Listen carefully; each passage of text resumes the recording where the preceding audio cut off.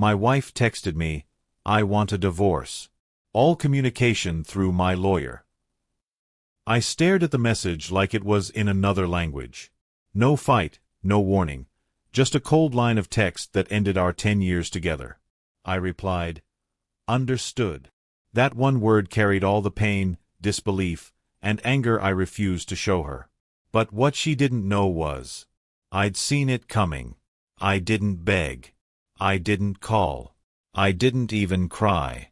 Instead, I got up, made myself a coffee, and started writing a list titled, "Then I." Because if she wanted legal games, I was going to play smarter, colder, and cleaner than she ever imagined. She thought I'd fall apart. She thought I'd chase her. But I had my own cards. And I was done being the quiet, understanding husband she thought she could walk all over. That night, I changed every password, froze the joint accounts, set up a meeting with my lawyer, and then I opened the folder, the one I never told her about, the one that would change everything. If she wanted war through attorneys, then she'd better bring a helmet. That folder, it was my insurance. I'd never meant to use it. Hell, I didn't even want to have it. But something in me years ago had whispered, "Don't be naive." So every time she left town for those corporate retreats, every time she stayed late for team-building dinners, I took notes. Screenshots, phone records, GPS logs. I became the quiet collector of her double life. Inside the folder were photos, grainy at first, then clearer.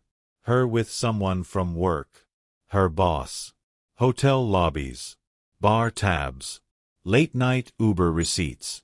Chat logs she'd deleted, but I'd backed up. I'd paid for the phone. She forgot that. I had access to everything. I wasn't a stalker. I was a husband being emotionally bled dry. Every smile she faked, every kiss that felt like a formality, it all made sense now. This wasn't about falling out of love.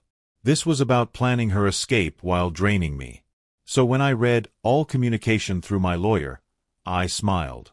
Because now, I had the leverage. Not for blackmail, I wasn't that man. But for justice, for truth, and for my own damn dignity. She wanted legal fire? I was about to pour gasoline. 3 days after her text, I received a formal email from her lawyer. Cold. Robotic. Full of demands, alimony, the house, half my retirement.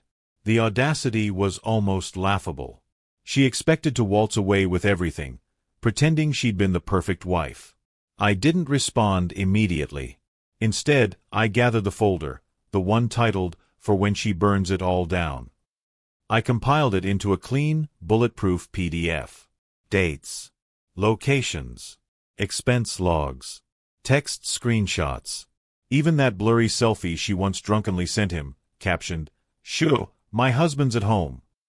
I didn't even remember the day it was taken. I had been making her dinner that night. With quiet precision, I sent a reply to her lawyer, "Please see the attached folder for context before proceeding with asset division." Silence for a full day. Then, an unexpected email from her. Not her lawyer. Just her. No subject line, no punctuation. "Can we talk?" I didn't reply. A few hours later, the lawyer called me. His tone completely changed. Suddenly polite. He stammered, "Mr. Jawad, I believe we may need to reassess the original terms." Of course they did. Because now, they knew, I hadn't just accepted her leaving, I was leading her exit. He thought the courtroom would be her stage, that she'd walk in wearing sympathy like a designer coat, painting me as the cold, neglectful husband. But I came prepared, calm, collected, and armed with receipts. Literal receipts. Screenshots. Itemized bank transactions. Logs. Travel confirmations. Even timestamps showing how many nights she worked late at hotels booked under her boss's corporate card. When her lawyer began spinning the narrative, I sat silently and let them build their castle of lies. And then, when it was my turn, I handed the judge the folder. No grandstanding. No yelling. Just evidence. You could feel the temperature drop in the room. Her face turned ghost white. Her lawyer whispered something to her, and for the first time, she panicked. The judge reviewed the file, then looked at her with narrowed eyes. "Ms. Malik, you stated under oath that there was no infidelity. Care to revise your statement?" She didn't respond, just stared at the floor. It wasn't about shaming her. It was about justice. This wasn't just a failed marriage anymore. This was calculated manipulation, and she had underestimated the quiet man she betrayed. By the end of the hearing, her lawyer requested an adjournment. But the damage was done. So was her reputation. The moment I walked out of the courtroom, I went straight to my bank. While she was busy texting her affair partner about how the judge didn't buy her performance, I was putting my plan into motion. I had already moved half of our joint savings into a separate account weeks ago, legally, transparently, with proof. But now, I froze the rest. Why? Because every penny left was technically community property, and she had tried to withdraw it days before court. The bank flagged it. She didn't realize I had full visibility into our accounts and that her hasty attempt to liquidate our savings would backfire. By the next morning, she was calling. Not her lawyer, me. The same woman who had said, "All communication goes through my lawyer," was now blowing up my phone in full panic mode. "Why would you freeze the account?" "I need that money to move out."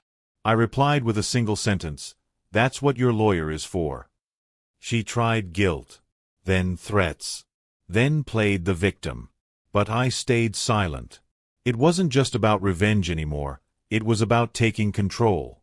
She wanted war by the rules of manipulation. I was now playing by the rules of power and precision. With her access to the joint account frozen and her lawyer scrambling to respond, I moved on to the apartment, our luxury downtown lease that was in my name only. I'd paid every rent check for 2 years. She hadn't contributed a dime, and yet when she moved out, she expected to take her time collecting her things, using it like a hotel while staying with her affair partner. So I waited until she left for a work trip, aka another weekend getaway with him. Then I walked in, packed up everything she didn't own, and called the building management. I terminated the lease that very day.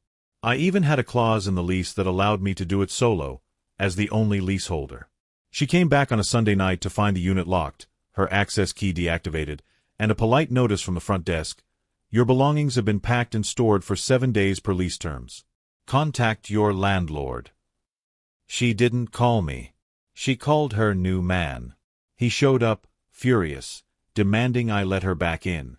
I looked him dead in the eye and said, "Neither of you live here. You're trespassing." Security escorted them out. That night, I finally slept without anger. Only clarity. When she finally returned from her so-called retreat, dragging her suitcase behind her and ready with a story, she found the apartment door wouldn't open. Her key didn't work anymore. The lock had been changed. Her confused pounding on the door was caught by our building's hallway camera. And yes, I saved the footage. She called. I didn't answer. She texted. I left her on read. Instead, she was greeted by a neat little envelope taped to the door, a copy of the lease termination agreement with her name removed. I had spoken to the landlord while she was off retreating with her boss. Since the apartment was under my name, I legally removed her from the lease. She didn't even have a toothbrush in there anymore. Inside, I'd already cleared out her things, boxed and stored safely in a storage unit with 1 month's prepaid rent. The address was printed neatly on the document. No drama. No confrontation. Just cold, precise consequences. She stood outside in disbelief. For the first time, she looked like the one abandoned. A neighbor passed by and asked, "You okay?" She didn't reply. And I was having dinner with friends, smiling wider than I had in years. I didn't have to say a word online. The internet did it for me. It started when one of her friends, probably tired of her lies, leaked screenshots of her affair to a private Facebook group she was part of, ironically, one that supported women healing after infidelity. The irony was brutal. From there, it snowballed. People started sharing her photos with her boss-turned-boyfriend, comparing timelines, pointing out the hypocrisy of her curated girl boss image. Her Instagram comments blew up. A Twitter thread broke it all down like a courtroom drama. screenshots, texts, receipts. One post simply said, "Sis lost a husband, an apartment, and respect in under a week. Olympic-level fumble." But what really broke her was LinkedIn. Someone anonymously reported her conduct to HR at her job. Her company had a strict code of ethics, especially concerning workplace relationships and conflict of interest. Word spread. HR launched an internal review. Suddenly, her boss stopped replying to her messages.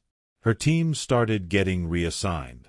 Then her profile quietly disappeared. No new chapter post. No job update. Just digital silence. And me. I watched it all unfold like a Netflix show, popcorn in hand. Karma wasn't fast. But it was public. A few months after the dust settled, I heard through a mutual acquaintance that my ex-wife's new life with the man she left me for wasn't exactly the dream she'd envisioned. Turns out, he wasn't some successful professional like she'd bragged about. He was unemployed, deeply in debt, and had a nasty drinking problem. The glamorous Instagram photos were nothing but carefully cropped illusions. She'd moved into a small apartment, sold a lot of her stuff to stay afloat, and worst of all, he cheated on her within weeks. Karma was methodical. I didn't have to do a thing. It handled the rest. And the irony? The lawyer she insisted on using for the divorce ended up siding with me in most of the final settlement decisions, especially after I proved she tried to hide assets. I got to keep the house. I got full custody of our dog. Her fantasy turned to dust, while my reality started to shine. Every time she posted something vague and sad online, people messaged me asking what happened. I never answered. Let them guess. That silence was my closure, and it screamed louder than any revenge ever could. I never thought peace would come from silence, but it did. After everything, the betrayal, the manipulation, the cold text that ended our marriage, I found healing not through revenge, but through rebuilding. I didn't need her apology, and I definitely didn't need her chaos. I redecorated the house, started a new business, reconnected with old friends, and even found joy in small, quiet moments again. My ex tried to reach out once, an email filled with nostalgia and subtle regret, but I didn't reply. I archived it like a memory you no longer need. Looking back, I realized that her exit was my rebirth. The man who once begged for answers no longer needed them. I was finally free, not just from her, but from the version of myself that thought I needed her. And that, more than any petty revenge or poetic karma, was the greatest win of all.